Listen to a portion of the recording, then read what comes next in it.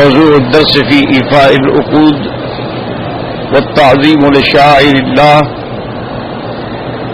سورة المائدة، تفسير ابن كثير۔ الحمد لله رب العالمين، والصلاة والسلام على أشرف الأنبياء وسيد المرسلين سيدنا محمد وعلى آله وأصحابه أجمعين۔ اللهم صل على سيدنا محمد وعلى آل سيدنا محمد كما صليت على إبراهيم وعلى آل إبراهيم في العالمين إنك حميد مجيد۔ أعوذ بالله من الشيطان الرجيم، بسم الله الرحمن الرحيم۔ يا أيها الذين آمنوا لا تحلوا شعائر الله ولا الشهر الحرام ولا القلائد ولا الهدي ولا القلائد ولا آمين البيت الحرام يبتغون فضلا من ربهم ورضوانا وإذا حللتم فاصطادوا ولا يجرمنكم شنآن قوم أن صدوكم عن المسجد الحرام أن تعتدوا وتعاونوا على البر والتقوى ولا تعاونوا على الإثم والعدوان واتقوا الله إن الله شديد العقاب۔ قال المؤلف والمفسر رحمه الله تعالى: أدام النفع بعلومه وعلومكم في الدارين آمين، إلى أن قال: وقال ابن جرير حدثني المثنى قال حدثنا عبد الله بن صالح قال حدثنا الليث قال حدثني يونس قال قال محمد بن مسلم: قرأت كتاب رسول الله صلى الله عليه وسلم الذي كتب لعمر بن حزم حين بعثه إلى نجران، وكان الكتاب عند أبي بكر بن حزم فيه: هذا بيان من الله ورسوله يا أيها الذين آمنوا أوفوا بالعقود، وكتب الآيات منها حتى بلغ ان اللہ سریع الحساب۔ اللہ تبارک و تعالی نے اس سورت مبارکہ میں کہ جیسے ہم نے پڑھا ہے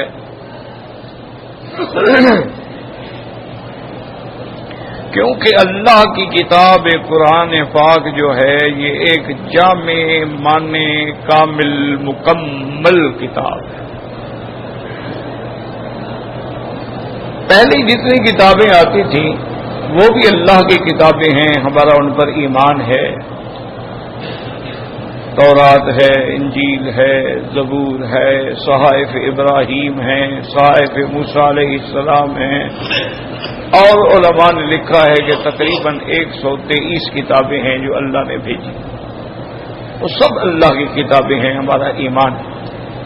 آمنت باللہ و ملائکتہ و کتبہ، ہمارا جیسے اللہ پر ایمان ہے، فرشتوں پر ایمان ہے، اللہ کی تمام کتابوں پر ایمان، ورسلہ، اور اللہ کے تمام رسولوں پر ایمان ہے۔ حضور صلی اللہ علیہ وسلم پر جو کتاب آئی ہے، چونکہ آپ کی نبوت جو ہے وہ عالمی بھی ہے اور دائمی بھی ہے۔ بات سمجھیں کہ پہلے انبیاء کی نبوت جو ہے وہ ایک علاقے تک محدود ہے، ایک قوم تک محدود ہے۔ ہر قوم کے لیے اللہ نے نئے نبی بھیجا، اور انہوں نے بھی اپنی قوموں کو یا قوم سے خطاب کیا۔ وَإِلَىٰ عَادٍ أَخَاهُمْ هُودًا قَالَ يَا قَوْمِ اعْبُدُوا اللَّهَ، اے میری قوم۔ وَإِلَىٰ ثَمُودَ أَخَاهُمْ صَالِحًا قَالَ يَا قَوْمِ اعْبُدُوا اللَّهَ، اے میری قوم۔ اسی طرح الی مدین اخاہم شعیبا قال یا قوم اعبدوا اللہ۔ اسی طرح حضرت ابراہیم علیہ السلام، حضرت عیسیٰ علیہ السلام، یا بنی اسرائیل، یہ شرف میرے مدنی پاک کو ملا ہے کہ آپ کی نبوت جو ہے وہ عالمی ہے، تمام عالم کے لیے، عالمین کے لیے، انس و جن کے لیے۔ یا ایھا الناس انی رسول اللہ الیکم جمیعا وما ارسلناک الا کافۃ للناس بشیرا ونذیرا، ساری دنیا کے لیے۔ وما ارسلناک الا رحمۃ للعالمین، دونوں عالم کے لیے رحمت، سراپا رحمت، مجسمہ رحمت۔ تو اس لیے اب آپ کی نبوت چونکہ عالمی ہے، تمام عالم کے لیے ہے، یہ نہیں کہ مشرق کے لیے ہے اور مغرب کے لیے نہیں ہے، مشرق، مغرب، شمال، جنوب، کالا، گورا، سب کے لیے۔ اور آپ کی نبوت جو ہے وہ دائمی ہے، عالمی بھی ہے اور دائمی بھی ہے کہ آپ کے بعد نبی کوئی نہیں۔ یہ شرف جو ہے وہ صرف حضور صلی اللہ علیہ وسلم کو ملا ہے۔ پیغمبروں کو بڑے بڑے لقب ملے ہیں، کلیم اللہ کا لقب ملا ہے، کلمۃ اللہ کا لقب ملا ہے، روح اللہ کا لقب ملا ہے، خلیل اللہ کا لقب ملا ہے، لیکن خاتم النبیین کا لقب کسی کو نہیں ملا۔ اس لیے ہمیشہ یاد رکھیں کہ یہ ایک ایسا شرف ہے، ایسا اعزاز ہے جو صرف میرے محبوب کے لیے ہے کہ اللہ نے منص کر دی کہ ولیکن رسول اللہ و خاتم النبیین۔ تو آپ کی نبوت چونکہ عالمی بھی ہو گئی اور یاد رکھیں دائمی بھی ہو گئی کہ آپ کے بعد نبی کوئی نہیں، تو اس لیے اللہ نے کتاب بھی ایسی عطا فرما دی کہ جس کا اعجاز بھی دائمی ہے،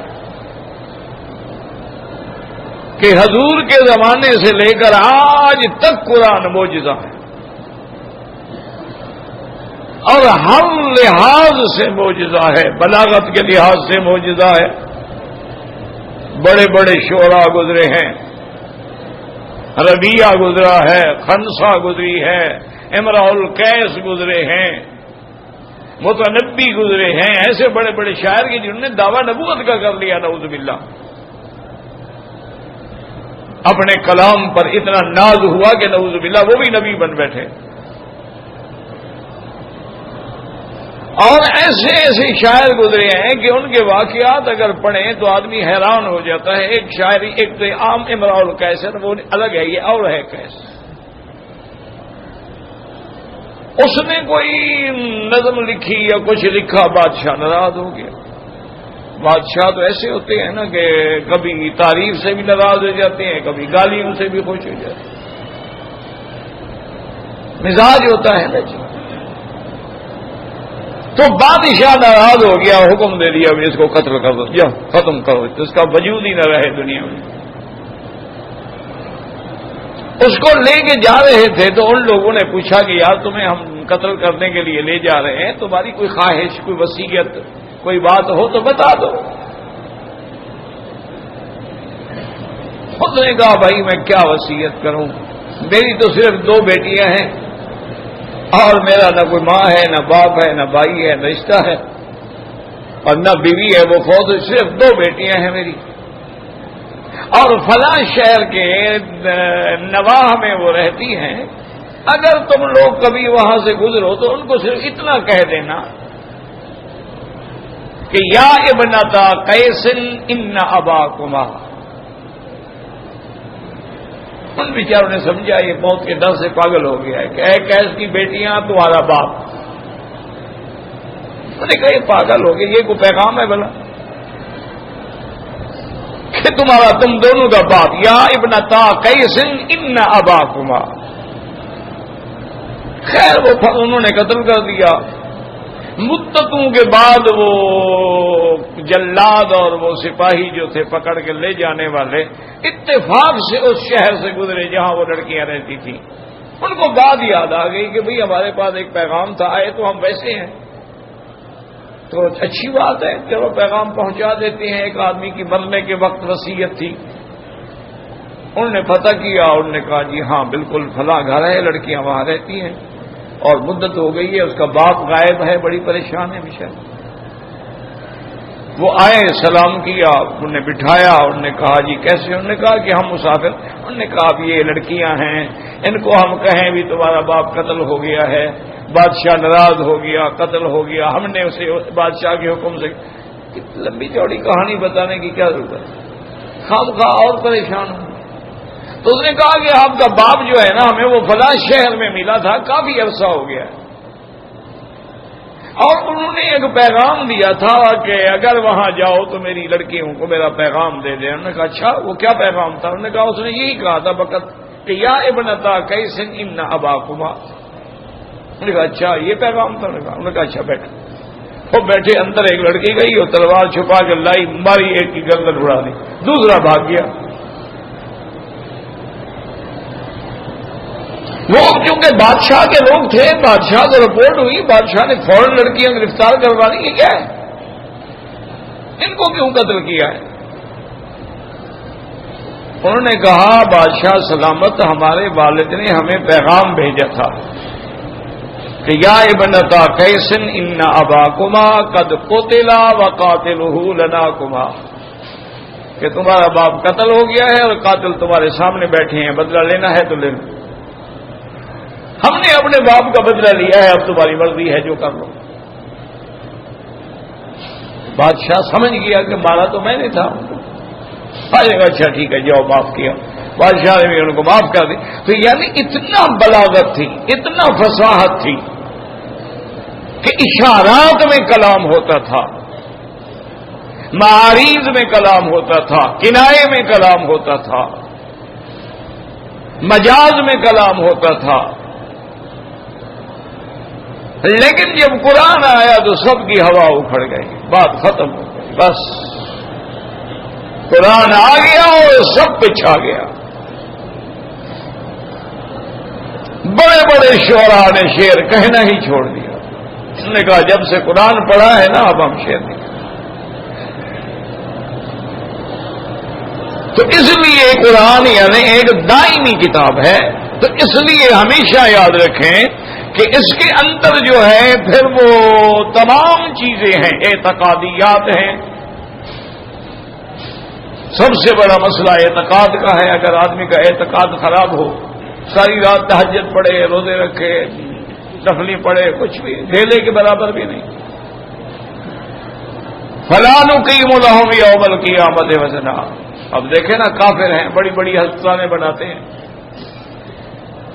بڑے بڑے یتیم خانے بناتے ہیں، بڑے بڑے این جی اوز جو ہیں ان کی بے انتہا پوری دنیا میں کام کر رہی ہیں، لیکن قیامت میں تو کچھ نہیں ملے گا نا، کیونکہ کافر ہیں۔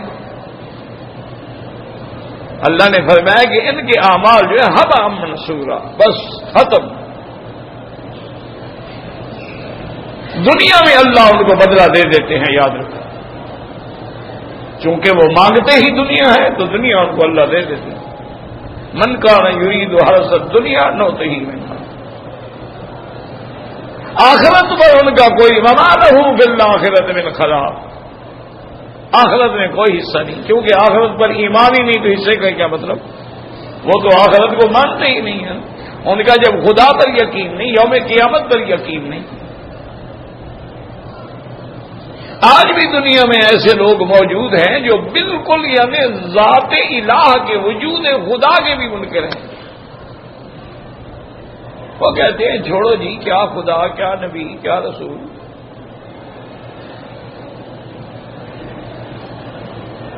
ان کا تو امان یہ ہو گیا ہے کہ کیسا نبی کیسا خدا، پیسا نبی پیسا خدا، وہ تو اب اس دنیا میں پڑے ہوئے۔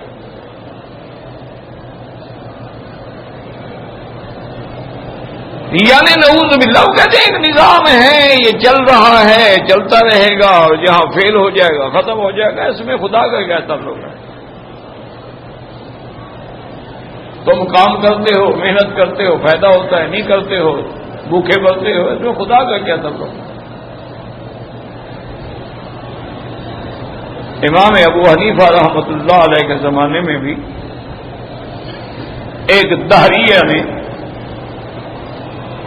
جو منکر خدا تھا، وہ خدا کو نہیں مانتا، وہ کہتا تھا یہ سب مادہ کی پیداوار ہے، اور یہ دنیا جو ہے کہ حادثہ ہے، حادثہ ہوا اور دنیا بن گئی، حادثہ ہوگا دنیا فنا ہو جائے گی۔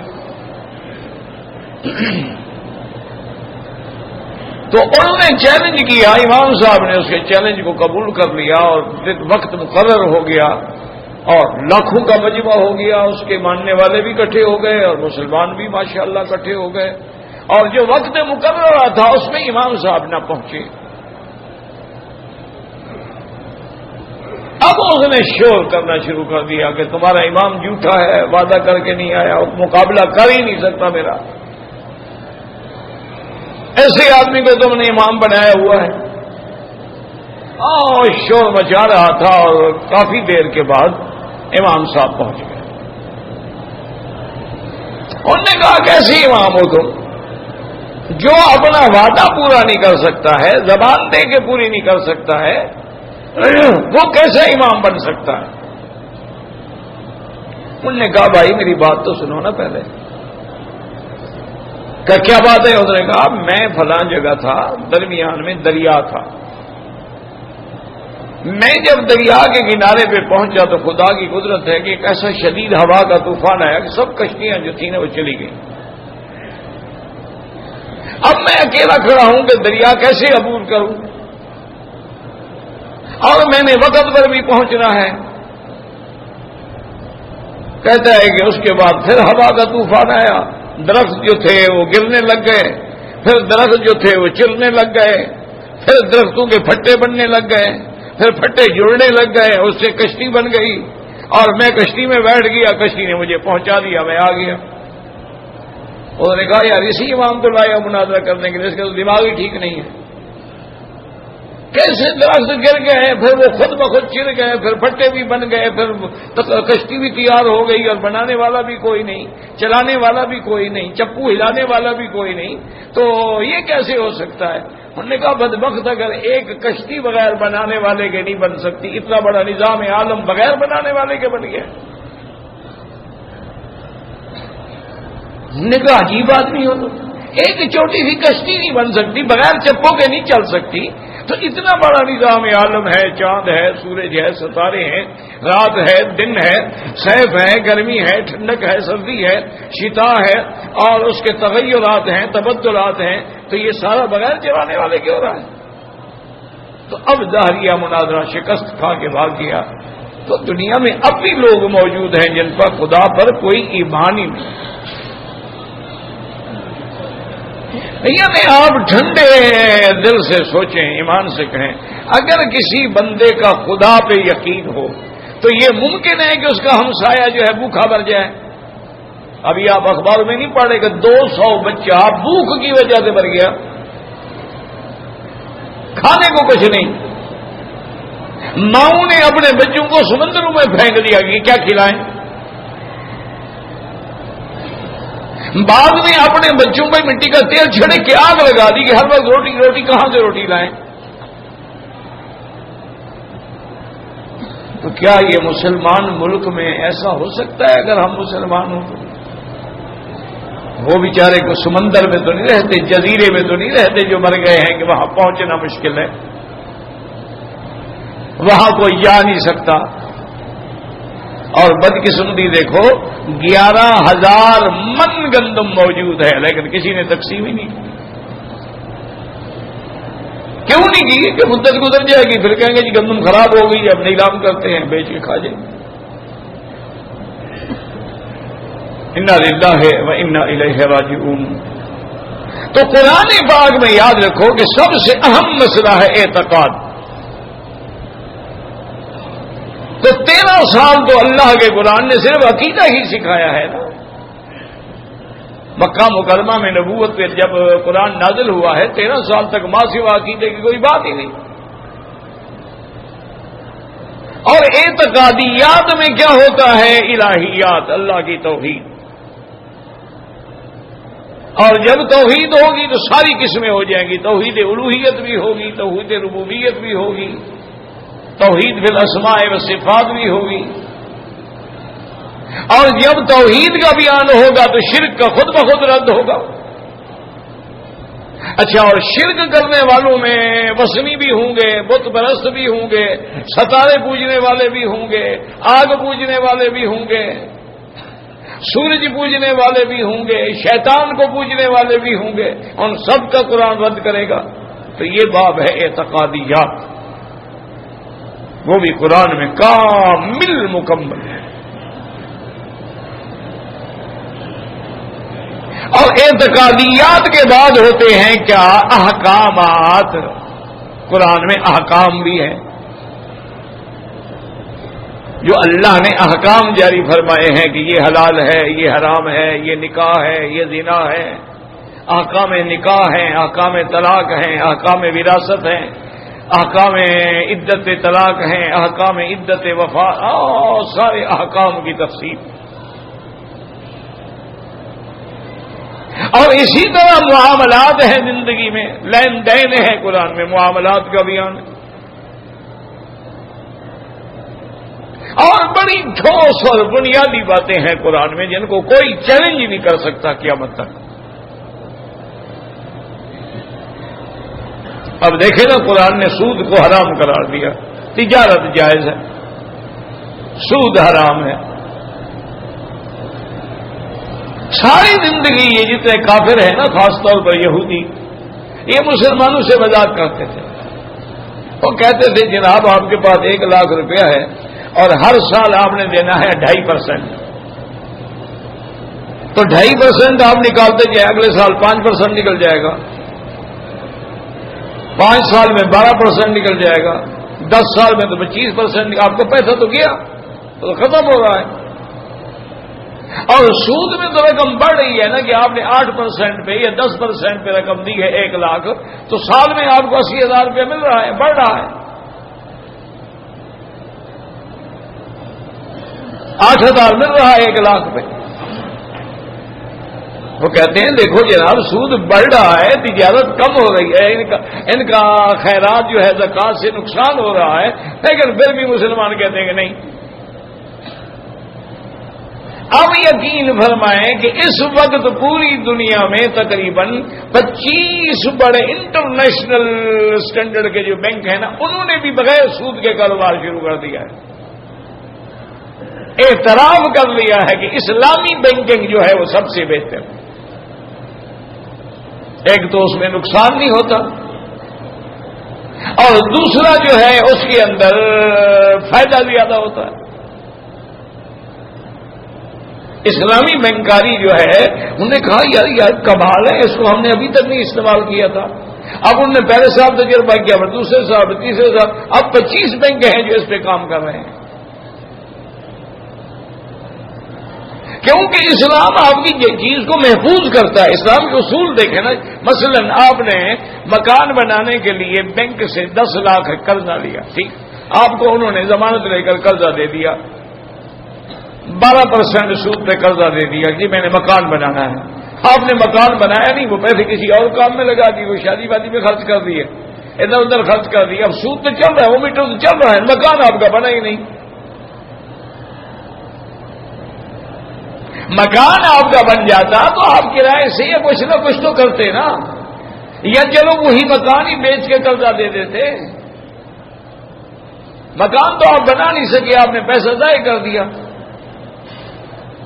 اب اسلام بھی کہتا ہے کہ آپ نے مکان لینا ہے، ہاں جی مکان، کہاں مکان لینا چاہتے ہو، کس محلے میں، کتنا بڑا، جاؤ مکان دیکھو۔ آپ جا کے مکان دیکھیں گے، آپ پسند کریں گے مکان، بینک کا آدمی آپ کے ساتھ آئے گا، اس کی باقاعدہ مہندسین کو، انجینئرنگ لوگوں کو بلا کے اس کی رپورٹ بنائے گا کہ اس قیمت میں یہ مکان ٹھیک ہے۔ دیکھو آپ کا بھی تحفظ ہو رہا ہے، بینک کا بھی تحفظ ہو رہا ہے۔ کیوں؟ اگر آپ نے ایسے مکان لے لیا، اس کی بنیادی خراب تھی، دوسرے سال گر گیا، تو آپ کا بھی تو نقصان ہو گیا نا۔ وہ اس کی باقاعدہ رپورٹ بنائیں گے، پوری مکمل، اتنی بنیاد ہے، اتنا ہے، ایسا ہے، ایسا ہے، ایسا ہے، اس قیمت کے مطابق یہ ٹھیک ہے۔ انہوں نے کہا ٹھیک ہے جی، یہ مکان آپ کو پسند ہے، انہوں نے کہا ٹھیک۔ اب وہ مکان بینک لے لے گا، بینک خرید لے گا وہ مکان، اور اس کے سارے ڈاکومنٹ اپنے قبضے میں رکھے گا۔ آپ کو مکان دے دے گا اور آپ کو بتا دے گا کہ جی یہ مکان ہم نے مثلا 20 لاکھ میں لیا ہے، ہم 30 لاکھ میں بیچیں گے، لیکن پیسے آپ سے 10 سال میں لیں گے۔ آپ نے کہا ٹھیک ہے، آپ مکان میں آ کے بیٹھ گئے، آدھی رہائش رکھ لی، آدھا کرایہ پہ چلنے لگا، ان کا پیسہ بھی جا رہا ہے، آپ کا مکان بھی موجود ہے، محفوظ ہے، اس کی قیمت بھی ہر سال بڑھ رہی ہے۔ اس لیے اب انہوں نے بھی مان لیا کہ اسلامک بینکنگ جو ہے وہ بہتر ہے۔ اور دوسری بات یہ ہوتی ہے کہ حلال میں اللہ نے برکت رکھی ہوتی ہے۔ یمحق اللہ الربا ویربی الصدقات۔ ایک آدمی میرا بھی دوست تھا، اب اللہ عالم فوت ہو گئے، مر گئے، کیسے ہیں وہ، آپ کا یعنی دولت مندوں میں وہ کنگ کہلاتا تھا، بہت بڑا یعنی وہ تاجر تھا، 2 بیٹے دونوں لنگڑے۔ وہ کہا مکی صاحب اس دولت کو میں کیا کروں گا جب میں بیٹوں کا علاج ہی نہیں کرا سکتا، بیٹے ٹھیک ہی نہیں ہو سکتے، اور شادی کی اس سے بیٹے نہیں ہوئے، تو اللہ نے بتلا دیا کہ ساری دنیا کس کام آئے گی؟ پھر اس کے بھی دماغ میں اللہ تبارک و تعالی نے تبدیلی کی، تو اس نے ساری چیزیں چھوڑی اور رفاہی کام کے لوگوں کے لیے گھر بنا کے دیے اور بڑی بڑی نیک کام بھی کیے۔ اللہ عالم اب زندہ ہیں، مر گئے، ایسے مکے میں آتے تھے تو ملتے تھے۔ تو اس لیے یاد رکھیں کہ اس میں احکام بھی ہیں، معاملات بھی ہیں۔ پھر معاملہ ایک ہوتا ہے بندے کا خدا کے ساتھ، ایک معاملہ ہوتا ہے بندے کا بندے کے ساتھ، ایک معاملہ ہوتا ہے بندے کا اپنی ذات کے ساتھ۔ معاملات 3 قسم کے ہوتے ہیں، تینوں قسموں پہ اللہ نے قرآن میں ذکر کیا۔ اب اس سورت میں پہلا حکم کیا دیا تھا کہ بھئی اللہ کے ساتھ جو وعدہ کرو، بندے کے ساتھ جو وعدہ کرو، عقد کرو، معاہدہ کرو، تحریر کرو، زبانی معاہدہ کرو، وفا کرو، پورا کرو۔ اور اس کے بعد پہلا قانون کیا بتایا کہ تمہارے لیے ہم نے چوپائے جو ہیں، یہ مویشی جو ہے یہ حلال کر دی۔ اس کی 8 قسمیں اللہ نے قرآن میں ذکر کر دی، کچھ قسمیں جو ہے وہ حدیث مبارک میں آ گئی، جیسے بکری ہے، بکرا ہے، دمبی ہے، دمبا ہے، اونٹنی ہے، اونٹ ہے، گائے ہے، بیل ہے، یہ تو قرآن میں موجود ہے۔ وَمِنَ الْإِبِلِ اثْنَيْنِ وَمِنَ الْبَقَرِ اثْنَيْنِ وَمِنَ الضَّأْنِ اثْنَيْنِ وَمِنَ الْمَعْزِ اثْنَيْنِ۔ اور کچھ چیزیں جو ہے وہ حدیث میں، اور پھر اللہ نے یہ بھی بتلا دیا ہے کہ بھی یہ نہیں ہے کہ ہندوؤں کی طرح کچھ تو حلال ہے اور کچھ حرام ہے، گائے حرام ہے، بکرا کھا جاتے ہیں۔ وہ جی گاؤں ماتا ہے، دودھ دیتی ہے، تو گائے دودھ تو بکری بھی دیتی ہے نا، دودھ تو بھیڑ بھی دیتی ہے، دودھ تو اونٹنی بھی دیتی ہے۔ اور اسی طرح وہ مجوسی کی طرح بھی نہیں ہے کہ ہر جانور حرام ہے، اور اسی طرح وہ لامذہب لوگوں کی طرح بھی نہیں ہے کہ ہر بلا حلال ہے، سانپ ہے تو کھا جاؤ، مگرمچھ ہے تو کھا جاؤ، جو ککڑا مکڑا ہے، جو بلا ہے سب کھا جاؤ۔ اسلام نے نظام رکھا کہ حرمت علیکم المیتۃ والدم ولحم الخنزیر وما اہل بہ لغیر اللہ۔ اسی طرح قرآن نے بتایا والمنخنقۃ والموقوذۃ والمتردیۃ والنطیحۃ وما اکل السبع الا ما ذکیتم۔ اگر کوئی جانور ہے چوٹ سے مر گیا ہے، کوئی جانور ہے گر کے مر گیا ہے، کسی جانور کو دوسرے نے سینگ مار کے مار ڈالا ہے، کسی جانور کو کسی بھیڑیے نے کھا لیا ہے، سب حرام ہے۔ ہاں اگر تم گئے اور وہ زندہ تھا اور تم نے ذبح کر لیا ہے تو اب حلال ہے۔ یہ بھی قرآن نے بتا دیا فَكُلُوا مِمَّا ذُكِرَ اسْمُ اللَّهِ عَلَيْهِ، جس کا اللہ کا نام لے کے ذبح کیا جائے وہ کھاؤ۔ اچھا یہ ضروری نہیں ہوتا ہے، ویسے سنت یہی ہے کہ جب ذبح کرو تو بسم اللہ اللہ اکبر پڑھو، لیکن کوئی نہ بھی پڑھے تو مسلمان کے دل میں تو اللہ کا ذکر ہے ہی ہے نا۔ اگر کسی مسلمان نے جلدی میں نہیں پڑھا، ذبح کر دیا، حلال ہے، مسلمان ہے وہ۔ یا کسی نے بسم اللہ اللہ اکبر نہیں پڑھا، بسم اللہ الرحمن الرحیم کہہ کے ذبح کر دیا، اللہ کا نام آ گیا۔ اصل بات ہے کہ اس کے دل میں یہ ہو کہ زندگی اور موت دینے والا اللہ ہے، میں اس کے حکم پہ ذبح کر رہا ہوں، میں موت نہیں دے سکتا۔ اگر میں اس کو موت دینے پہ قادر ہوں تو دوبارہ زندہ کر کے دکھلا دو ہمیں وہ جانور.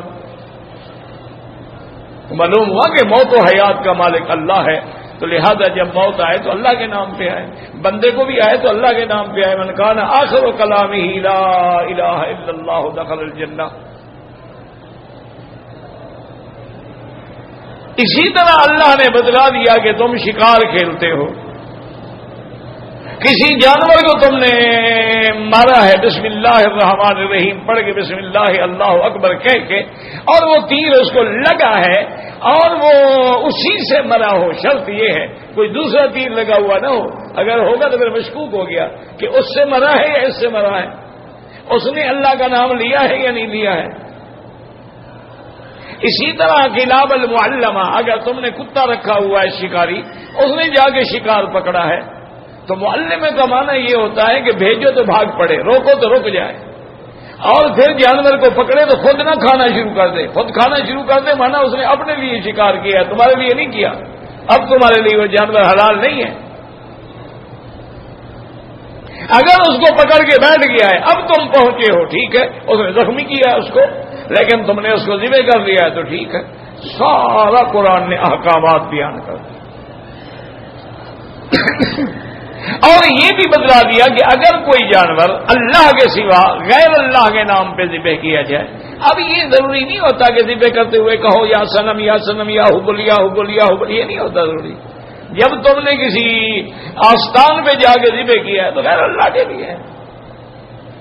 تم نے کسی مزار پہ جا کے ذبح کیا ہے تو غیر اللہ کے لیے ہے. اب لا کہو جی میں نے تو بسم اللہ پڑھا تھا، تو اب بسم اللہ پڑھا تھا گھر میں ذبح کر لیتے، مزار میں لانے کی کیا ضرورت تھی.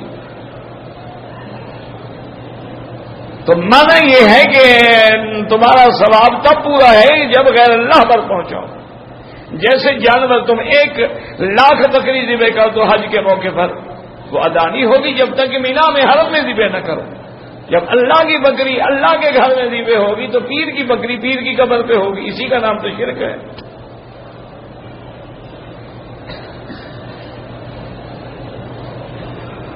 اور یہ بھی ضروری نہیں ہوتا وما اہل بہ لگا، جو ذبح کیا جو چیز بھی ہے کھانے پینے کی ہے غیر اللہ کے نام پہ تقسیم کیا، اب ذبح تو نہیں کی، لیکن غیر اللہ کے نام پہ نیت ہو گئی تو وہ بھی حرام ہو گئی. جیسے بہت ساری چیزیں ہیں، امام جعفر کے کونڈے ہیں، اور مسلمان نے بھی ماشاءاللہ پیران پیر کی 11ویں شریف ہے، رجبی شریف ہے. انہوں نے کہا اگر شیعہ بنا سکتے ہیں کونڈے تو ہم بھی تو بنائیں نا، کوئی مقابلہ تو کریں نا. آخر اب دیکھا نہیں ہمارے ملکوں میں بھی وہ تعزیہ نکالتے ہیں، ہم حضور کا روزہ اٹھا کے جلوس نکال لیتے ہیں. انا للہ و انا الیہ راجعون، اللہ ہدایت دے. تو بہرحال اس میں یہ احکام تھے. دوسرا حکم یہ تھا کہ اللہ کی جو نشانیاں ہیں ان کا احترام کرو، ان کی توہین نہ کرو. نشانیاں کیا ہے؟ آذان ہے. نشانی کیا ہے؟ نماز ہے. نشانی کیا ہے؟ روزہ ہے. نشانی کیا ہے؟ اقامت تکبیر ہے. نشانی کیا ہے؟ کعبۃ اللہ ہے. شعائر کیا ہے؟ حجر اسود ہے، رکن یمانی ہے، صفا مروہ ہے. ان الصفا والمروہ من شعائر اللہ، منی ہے، مزدلفہ ہے، سب شعائر اللہ. حتیٰ کہ علماء نے لکھا کہ داڑھی ہے یہ بھی شعائر اللہ، یہ بھی مومن کی علامت. وہ کسی جدید تعلیم یافتہ نے ایک مولوی صاحب سے کہا نا کہ جی آپ داڑھی داڑھی داڑھی داڑھی، کوئی داڑھی میں اسلام رکھا ہے؟ انہوں نے کہا بیٹا ناراض نہ ہو، داڑھی میں اسلام نہیں ہے، اسلام میں داڑھی ہے. نے کہا داڑھی میں اسلام نہیں رکھا ہوا لیکن اسلام میں داڑھی ہے. مجھے کوئی نبی بتا سکتے ہو بغیر داڑھی کے اللہ نے بھیجا ہو؟ کوئی اللہ کا ولی آیا بغیر داڑھی کے؟ تو ذرا سوچ لو کہ قیامت میں کس پارٹی کے ساتھ کھڑے ہوں گے آپ، کیونکہ داڑھی والے تو ایک طرف ہوں گے نا. من تشبہ بقوم فہو منہم، جو جس کی شکل بنائے گا اللہ اسی کے ساتھ کھڑا کرے گا. تو یہ شاعر اللہ، ان کی توہین نہیں کرنی. اچھا ایک ہے کہ شاعر اللہ کی تعظیم نہیں کرتا تو گناہ گار ہے، ایک ہے کہ توہین کرتا ہے تو کافر ہے.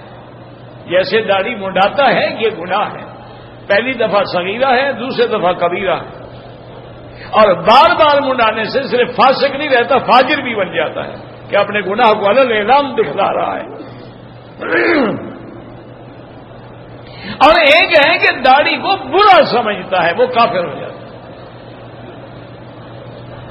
اگر اسی طرح کسی بیوی نے خاوند سے کہا کہ داڑھی شیو کیا کرو، مجھے لگتی ہے منہ پہ بری لگتی ہے ویسے تیری شکل میں، تو وہ کافر ہو جاتی ہے، نکاح اسی وقت ختم ہو جاتا ہے، آئندہ زنا کریں گے۔ کافر اور مسلمان کا نکاح تو ہو نہیں سکتا۔ وہ کہتا ہے نماز پڑھو گے، چھوڑے دیکھی تم نے جی نمازیں پڑھی پر اس کا مقام تو دیکھیں، تو ایمان سے خارج ہو گئی۔ یہی وجہ ہے نا کہ آج 90% اولاد نافرمان ہے۔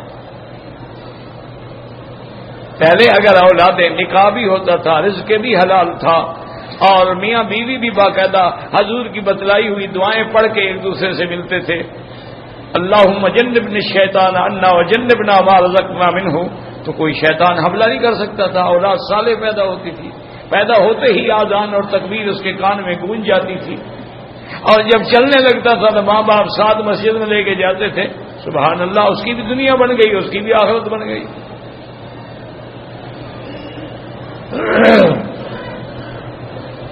اور اس کے بعد اللہ نے فرمایا کہ شہر الحرام، 12 مہینوں میں 4 مہینے جو تھے نا وہ حرمت والے تھے، ان میں جنگ منع تھی، قتال منع تھا، کسی کا قتل کرنا منع تھا۔ وہ 4 مہینے کون سے تھے؟ شوال، ذی القعدہ، ذی الحجہ اور رجب۔ اسی طریقے سے جو لوگ اگر جانور قربانی کے لا رہے ہیں ان کو بھی نقصان نہ پہنچاؤ۔ ولل قلائد، اور جن جانوروں کے گلے میں چمڑے کے ہار پڑے ہوئے ہیں، علامت ہے کہ یہ قربانی والے، ان کو بھی مت چھیڑو۔ اور کوئی آدمی چاہے کافر ہے لیکن عمرہ کرنے جا رہا ہے، اس کو مت روکو۔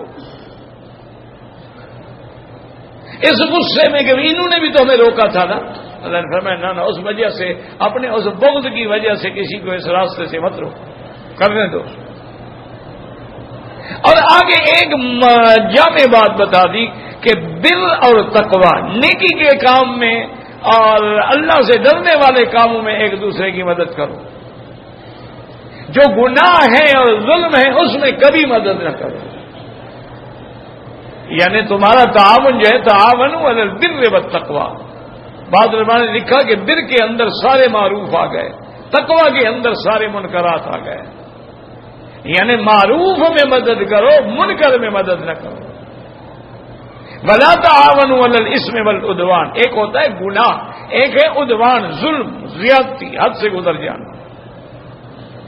اور اگر تم ایسا کرو گے تو پھر آگے اللہ تبارک و تعالی نے بھی بتلا دیا کہ اللہ سے ڈرو، اللہ کا عذاب جو ہے وہ بڑا سخت ہے۔ اب مفسر رحمۃ اللہ علیہ فرماتے ہیں کہ اس روایت میں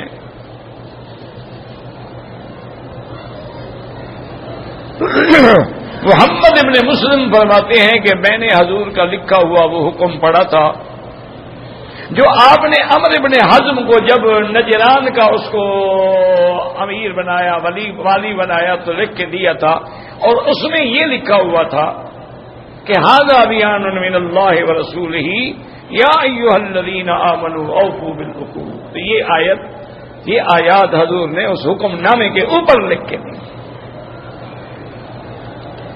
وقال ابن ابی حاتم حدثنا ابو سعید قال حدثنا یونس بن بکیر قال حدثنا محمد بن اسحاق قال حدثني عبد الله بن بکر محمد بن عمرو بن حزم عن ابيه قال هذا كتاب رسول الله صلی اللہ علیہ وسلم عندنا الذي كتبه لعمرو بن حزم، کہ یہ حضور کی کتاب، حضور کا خط ہے لکھا ہوا ہمارے پاس۔ جب آپ نے عمرو بن حزم کو یمن کی طرف بھیجا، یفقہ اہلھا ویعلمہم السنہ، تاکہ یمن والوں کو جا کے دین سمجھائیں، حضور کی سنت کی تعلیم دیں، ویأخذ صدقاتہم، اور ان سے زکوٰۃ کی وصولی کریں۔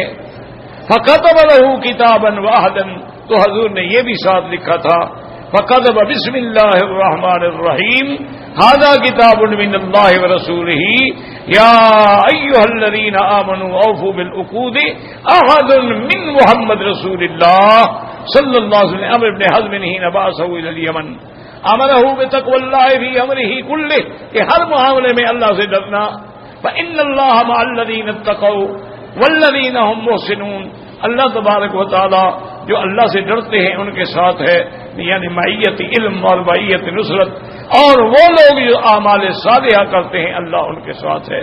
تو اللہ تبارک و تعالی نے ان میں یہ احکام نازل فرمائے تھے۔ بس دعا بھی کریں، مجھے 3 دن ایسی تکلیف رہی، انا للہ فانا الیہ راجعون، اور بندہ کیا کہہ سکتا ہے، کبھی نہیں ہوئی زندگی میں۔ آدھی رات کو میں سویا ہوا تھا تو یکدم سانس ہی بند ہو گئی۔ اب میں کلمہ پڑھ رہا ہوں، وہ بھی مشکل سے پڑھا جا رہا ہے، سانس نکلتا ہی نہیں، اٹھ گیا، کھڑا نہیں ہو سکتا، بیٹھ نہیں سکتا۔ انا للہ و انا، بہت ہی شدید تکلیف ہوئی۔ اللہ عالم یہ کسی کی نظر بد ہے، چونکہ نظر بھی تو حق ہے نا، حضور نے فرمایا العین حق، کہ نظر جو ہے وہ حق ہے۔ اور عرب کہتے ہیں کہ نظر ایسی بری بلا ہے کہ یجعل الجمل فی القدر، یہ اونٹ کو بھی دیگچی میں پہنچا دیتی ہے، فوراً گر جاتا ہے، مر جاتا ہے۔ اور کسی آپ کے شاعر نے بھی کہا ہے کہ اٹھے تو بجلی پناہ مانگے، گرے تو کھانا خراب کرتے، کہ نظر ایسی یعنی بلا ہے، اللہ معاف کرے۔ اور بہرحال علاج تو ہے اس کا، اگر پتہ ہو کہ اس کی نظر ہے تو پھر تو حضور نے حکم دیا ہے کہ وہ بندہ کسی برتن میں کھڑے ہو کے غسل کرے اور وہ پانی اس پہ ڈال دو جس کو نظر لگی ہے، فوراً ختم ہو جاتی ہے نظر۔ اور اگر پتہ نہ ہو تو پھر حضور نے ایک دعا بتلائی ہے، اعوذ بکلمات اللہ التامات من شر شیطان وہامۃ ومن کل عین لامۃ، تو یہ بھی ہے۔ اور اسی طرح آخری صورتیں بھی ہیں۔ تو بہرحال جو تکلیف اللہ نے لکھی ہوتی ہے اسی میں، اس میں بھی ہمارا بھلا ہے کہ اللہ ہمیں صبر کی توفیق دے تو اجر ملتا ہے، گناہوں کا کفارہ ہو جاتا ہے۔ تو بس میری آپ سے بس درخواست ہے اور کچھ نہیں کہ دعا کیا کریں شفا کے لیے، اور ابھی بھی جتنے حضرات بیٹھے ہیں نا سورۃ فاتحہ پڑھ کے میری طرف دم کر دیں، بس اس سے بڑی شفا کوئی نہیں، ایک دفعہ پڑھ کے۔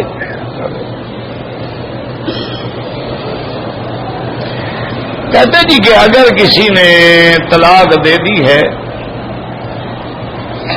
اور 3 طلاقیں مکمل ہو گئی ہیں تو اب حلالے کا کیا طریقہ ہے؟ میرا بھائی مسئلہ سمجھو، حلالے کا حکم قرآن میں ہے، فلا تحل له من بعد حتى تنكح زوجا غيره۔ اب یہ عورت پہلے خاوند پہ حلال نہیں ہو سکتی جب تک کہ کسی دوسرے سے جا کے شادی نہ کرے۔ جب دوسرے سے شادی کرے، اچھا وہ اپنی مرضی سے طلاق دے یا مر گیا، شادی کی وہ مر گیا تو اب بیوہ ہو گئی تو عدت گزار کے پھر دوبارہ پہلے خاوند سے نکاح کر سکتی ہے۔ یہ جو ہوتا ہے نا کہ ایک رواج بن گیا ہے آج کل کہ کسی آدمی کو تیار کرتے ہیں کہ بھئی تم ایسا کرو کہ کوئی دوست ہوا یا رشتہ دار ہوا جس پہ اعتماد ہوا کہ بھئی تم ایک رات کے لیے نکاح کر لو، بس میں حلال ہی کرانا ہے نا، اور تو کچھ نہیں ہے نا۔ نہیں، یہ غلط، اس کو تو حضور نے لعنت بھیجی ہے کہ لعن اللہ المحلل والمحلل له، اس طرح حلالہ کرانے والے پر بھی لعنت اور کرنے والے پر بھی لعنت۔ یہ کوئی کرائے کا گھوڑا ہے؟ یہ بالکل حرام۔ مقصد یہ ہے کہ اسلام یہ چاہتا ہے کہ جس بدبخت نے تجھے 3 طلاقیں دی ہیں، حالانکہ ایک بھی تو دے سکتا تھا نا، 2 بھی تو دے سکتا تھا، اب وہ عورت اس گھر میں واپس نہ جائے کہ ایک بل سے جو ایمان والا ہے وہ دوبارہ نہیں ڈسا جاتا۔ المجرب لا یجرب، جس کا تجربہ تمہیں ہو چکا ہے پھر اسی کے بعد مرنا چاہتی ہو، اس لیے حکم ہے کہ دوسری جگہ شادی کرو، اور دوسری شادی کرنے والے کی بھی نیت ہو کہ میں صحیح معنی میں نکاح کر رہا ہوں، میں نہیں چھوڑوں گا اس کو۔ لیکن حالات ایسے پیدا ہو گئے کہ اس کی نہ بن سکی کہ اس نے چھوڑ دی، یا حالات ایسے پیدا ہو گئے وہ بیچارہ مر گیا، تو اب پہلے پر حلال ہوگی۔ یہ ہوتا ہے حلالہ، باقی یہ کرائے والا حلالہ جو ہے یہ ناجائز۔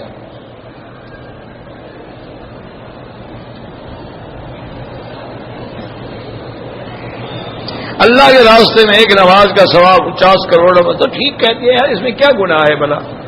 حرم میں نیکی کرو، طواف کرو تو ایک کا نماز پڑھو 1 کا لاکھ ملتا ہے، لیکن حج پر پیدل جاؤ تو 700 نیکی ملتی ہے 1 قدم پر، تو کیوں بڑھ جاتی ہے؟ اور پھر یہ تو ایسے میں ترغیب ہے، ورنہ اللہ یضاعف لمن یشاء، اللہ جتنا چاہے بڑھا دے، ہمیں 1 لاکھ بھی نہ ملے، کسی کو 27 لاکھ مل جاتا ہے۔ ایک بات میری یاد رکھو، آج جس دور سے ہم گزر رہے ہیں یہ فتنوں کا دور ہے، اس میں ہر طرف طاغوت جو ہے، شیطان جو ہے نا، وہ بالکل ننگا رقص کر رہے ہیں۔ تو اس میں اگر کوئی آدمی تبلیغ میں لگا ہوا ہے، کوئی آدمی قرآن پڑھا رہا ہے، کوئی بچوں کو ناظرے پڑھا رہا ہے، کوئی ترجمہ پڑھا رہا ہے، کوئی حدیث پڑھا رہا ہے، کوئی تبلیغ کر رہا ہے، کوئی تقریر کر رہا ہے، ان کی کبھی برائی نہ کیا کرو۔ کچھ لوگ ہیں جو نیک کام میں لگے ہوئے ہیں، اگر مدد نہیں کر سکتے ہو تو برائی تو نہ کرو۔ باقی حضرت اللہ شاہ بخاری رحمۃ اللہ علیہ، اللہ ان کی قبر پہ کروڑوں رحمتیں فرمائے، میں نے بھی زیارت کی ہے بڑھاپے میں، اس وقت بہت بوڑھے ہو گئے تھے، فالج کا بھی حملہ تھا، زبان میں بھی تھوڑا تھوڑا ابھی اثر باقی تھا فالج کا، تو بہرحال اور شاہ جی ماشاء اللہ، اللہ نے جو جمال دیا تھا، جو کمال دیا تھا، جو خطابت دی تھی، عرب کا نغمہ عجم کی لے میں سنا رہا ہے، تو ان کی محفل میں ہر قسم کے لوگ آتے تھے، شاعر بھی آتے تھے، فاسق فاجر بھی آتے تھے، ڈاکو چور بھی آتے تھے، بڑے بڑے حاکم بھی آتے تھے۔ ایک ڈپٹی کمشنر تھا میرے خیال میں اس دور میں، مسعود کھدر پوش، کھدر پہنتا تھا، اور نعوذ باللہ سندھ کے علاقے کے لوگ تو اس کو بھگوان کہتے تھے، اس نے غریبوں کی خدمت بڑی کی تھی۔ تو ایک دن وہ شاہ صاحب رات کو 2 بجے جلسے سے آئے نا، تو بالکل تھک گئے، ٹوٹے ہوئے، پسینہ پسینہ، سارے کپڑے بھیگ گئے پسینے میں۔ وہ کچھ لوگ تو اس کو بیچارے کو پیار تھا، عاشق تھا وہ شاہ صاحب کا، کہنے لگا شاہ جی مجھے بتائیں کہ یہ 2 بجے رات تک تقریریں کر کر کے آپ نے اپنی جان کو گھلا ڈالا ہے، اپنے آپ کو برباد کر دیا ہے، نہ آپ گھر کے ہیں، نہ بچوں کے ہیں، نہ بیوی کے ہیں، ہر وقت جلسہ جلسہ جلسہ جلسہ، تقریر تقریر تقریر، اور خود کہتے ہو کہ آدھی میری ریل میں کٹ گئی اور آدھی جیل میں کٹ گئی، کیا فائدہ ہے؟ لوگ تو جیسے تھے اسی طرح ہیں، جو داڑھی مڈاتا ہے مڈا رہا ہے، جو جھوٹ بولتا ہے بول رہا ہے، جو حرام کھاتا ہے کھا رہا ہے، جو سود کھاتا ہے کھا۔ آپ لوگوں کی، آپ مولویوں کی تقریر ہوا فائدہ کیا ہے؟ خام کھا کیوں مرتے ہو؟ شاہ جی تو شاہ جی تھے نا، جلال میں آگے اٹھ کے بیٹھ گئے، چھوڑو بھائی وہ دبانے والے سب کو ہٹا دیا، کہنے لگے مسعود بات سنو، آج رات کا جو میرا جلسہ تھا کیا خیال ہے تمہارا، کتنے لوگ تھے؟ انہوں نے کہا جی اخبار والے تو خیر لکھیں کہ 50,000 کا مجمع تھا، لیکن ہماری جو رپورٹ ہے سرکاری آفیشیل رپورٹ جو ہے وہ یہ ہے کہ 10 اور 15,000 کے درمیان لوگ تھے۔ انہوں نے کہا چلو 10,000 تو تھا، ہاں جی 10,000۔ انہوں نے کہا مسعود مجھے بتاؤ کہ 10,000 آدمی کو عشاء کی نماز سے لے کر 2 بجے رات تک عطا اللہ شاہ بخاری نے جکڑ کے بٹھایا ہوا تھا، ان 8 گھنٹوں میں تو میں نے ان کو گناہ نہیں کرنے دیا نا، ان 8 گھنٹوں میں نہ انہوں نے سگریٹ پی ہے، نہ جھوٹ بولا ہے، نہ چوری کی ہے، نہ داڑھی مڈائی ہے، تو میں نے اگر 8 گھنٹے کے لیے اتنی بڑی اللہ کی مخلوق کو گناہوں سے بچا لیا ہے تو مجھے اپنی کوئی فورس بتاؤ جو اتنے بڑے لوگوں کو گناہوں سے بچا لے۔ اور ایک دن میں کتنے علماء ہیں جو طور خم سے لے کر کراچی تک جلسے کر رہے ہیں، تو اس کا مطلب ہے وہ بیچارے تو لاکھوں لوگوں کا دین بچا رہے ہیں، ایمان بچا رہے ہیں، ڈاکے سے بچا رہے ہیں، چلو اتنی دیر تو بچا رہے ہیں نا جتنی دیر درس ہو رہا ہے۔ یہ کیسے کہہ سکتے ہیں آپ کے فائدہ نہیں ہوتا؟ اسی لیے آپ اعتراض نہ کیا کریں، آپ کو اعتراض ہے آپ جماعت کے ساتھ چلے جائیں، 3 دن لگا لیں، 7 دن لگا لیں، نوٹ کریں ان میں کیا غلطی ہے ان کو بتائیں، وہ کوئی غلط کام بتلا رہے ہیں ان کو روکے. اور یہ بھی دیکھیں کہ جو لوگ ان کے ساتھ جڑے ہیں ان میں انقلاب آیا ہے، تبدیلی آئی ہے، ان کی شکل سنت کے مطابق ہو گئی ہے، پگڑی سنت کے مطابق ہو گئی ہے، ان کی نماز، ان کا روزہ، ان کی نفل، ان کی تہجد، ان کا ضحیٰ، ان کا اشراق ہو گیا ہے یا نہیں ہوا ہے؟ اگر ہو گیا ہے تو تم اعتراض کر کے انہیں روکنا چاہتے ہو اللہ کے دین. انا للہ و انا الیہ راجعون. کتنے لوگ ہیں، میں اپنی زبان سے نہیں کہتا، اللہ مجھے بچائے ریاض سے، شہرت سے. اللہ پاک اپنی رضا نصیب فرمائے. مجھے واشنگٹن سے اور پتہ نہیں کہاں کہاں سے، ابھی چند دن سے سدرلینڈ سے اور پتہ نہیں ہالینڈ سے، تھائی لینڈ سے، چائنا سے، جی الحمدللہ ہم نے آپ کی سیدھی سنی مسلمان ہو گئے. ہم تو بالکل راستے سے بھٹک گئے. ہم نے آپ کی تقریریں سن کے گویا کہ اپنے آپ کو دوبارہ مسلمان کیا. تو اللہ پاک فائدہ تو پہنچاتے ہیں. عمرے کے اندر طواف الوداع نہیں ہوتا، واجب نہیں ہے، لیکن افضل یہ ہے کہ کرو. خانہ کعبہ سے چومنا یا چمٹنا ناجائز ہے. اگر عمرے کے طواف صفا کے بعد اپنے سر پہ خود اس طرح پھیر دے کوئی بات نہیں.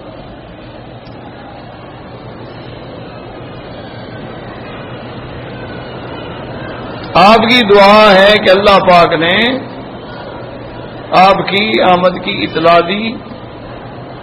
پتہ چلو جزاک اللہ خیر، کیا لکھا ہے پتہ نہیں. ایک آدمی موت تو اس کو آ گئی، لیکن اس کو ابھی دفن نہیں کیا گیا کہ اس کا قانونی کاغذات بن رہے ہیں، اس کو کولڈ سٹوریج میں رکھ دیا. تو اس کا حساب کتاب کہاں ہوگا؟ جب مر جاؤ گے پتہ لگ جائے گا. پھر جب دوبارہ ملیں گے نا قیامت میں، مجھے بتا دینا کہ میرا حساب کہاں ہوا تھا. جہاں ہے وہی قبر ہے. وہ ضروری ہے کہ قبر ہو. وہ جانور کے پیٹ میں ہے اللہ وہاں ہی حساب لے لیں گے.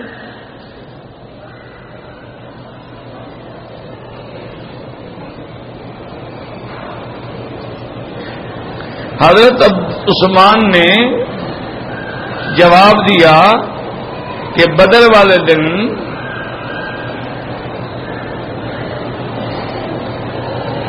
میری موجودگی ثابت ہے.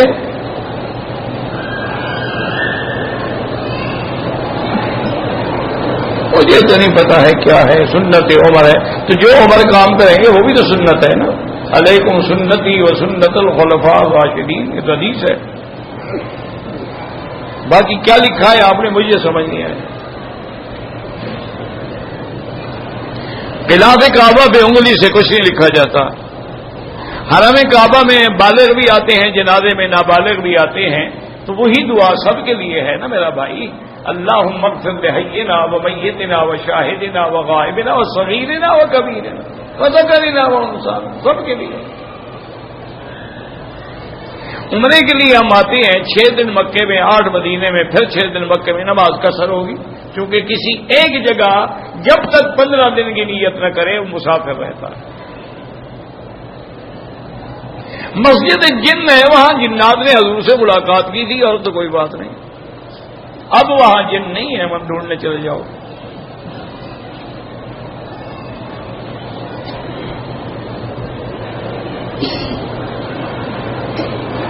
میں نے مثلاً ایک ٹھیکہ لیا 35 ریال میں، آگے میں 30 میں دے دیتا ہوں، کوئی بات نہیں.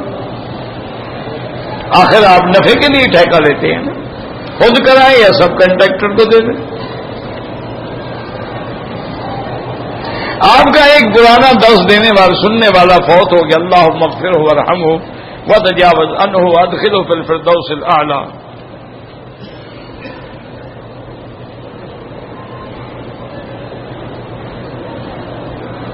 کہتے ہیں جی کہ ایک جوان لڑکی تھی، اس کی منگنی ہو گئی تھی. وہ کسی دوسرے لڑکے کے ساتھ بھاگ گئی. دونوں 2 سال سے غائب ہیں.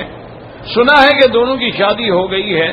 دیکھو بھائی، بات یہ ہے کہ اگر ولی الامر یعنی اس کا باپ، یا باپ نہیں ہے تو چچا ہے، بڑا بھائی ہے، وہ راضی نہیں ہے، ان کی اجازت کے بغیر بھاگے ہیں، جا کے کورٹ میرج کر لی ہے، تو ائمہ ثلاثہ کے نزدیک تو نکاح بھی نہیں ہوتا. وہ کہتے ہیں وہ ساری زندگی زنا کرتے رہے. امام صاحب فرماتے ہیں کہ زنا تو ہم نہیں کہیں گے، لیکن یہ ہے کہ ایسا نہیں کرنا چاہیے. فرماتے ہیں کہ نکاح تو کیا ہے نا، عاقل بالغ تو ہے نا، تو جہاں اللہ نے ولی کو حق دیا ہے وہاں ولی کو یہ بھی پابند کیا ہے نا کہ لڑکی سے پوچھو، اس کی رضا حاصل کرو. تو اس کا معنی ہے کہ اس کی رضا کی کوئی حیثیت تو ہے نا. تو بہرحال وہ بھی یہ کہتے ہیں کہ نہ کرو، لیکن وہ کہتے ہیں میں زنا نہیں کہوں گا.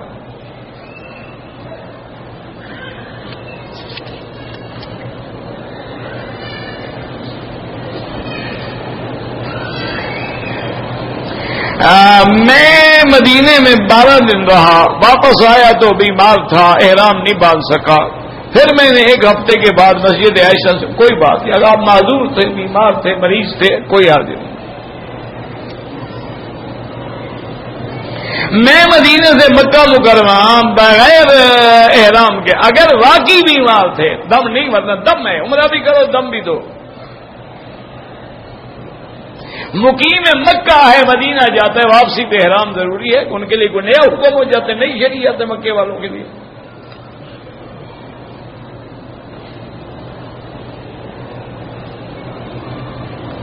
جانور کے حلال ہونے کے لیے شرائط یہ ہے کہ وہ شاخدار نہ ہو اور کینسری والا نہ ہو اور خود جانور نہ کھاتا ہو، وہ حلال ہے.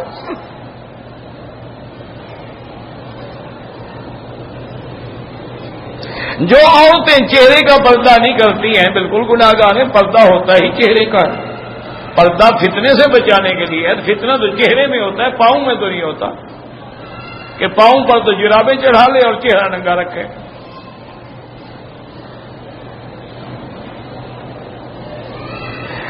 لوگ کہتے ہیں نہیں ہم حنفی مسئلہ کو نہیں مانتے، اللہ رسول کو مانتے ہیں. تو اب آپ نماز رسول کے پیچھے پڑھتے ہیں؟ نہیں، اب آپ اللہ رسول کو جو مانتے ہیں تو آپ نماز نماز اس امام کے پیچھے پڑھ رہے ہیں. مانا یہ ہے کہ وہی اللہ رسول والی نماز پڑھا رہا ہے، تو اسی لیے ہم امام جو ہے وہ بھی اللہ رسول والی بات سمجھاتے ہیں. یہ دماغ خراب ہے آپ کا.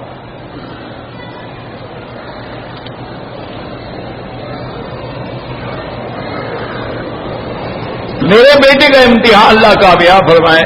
بچیوں کا مدرسہ بنانا ہے، بیٹی حافظہ ہے، اللہ کامیاب فرمائے. بالکل بنائیں.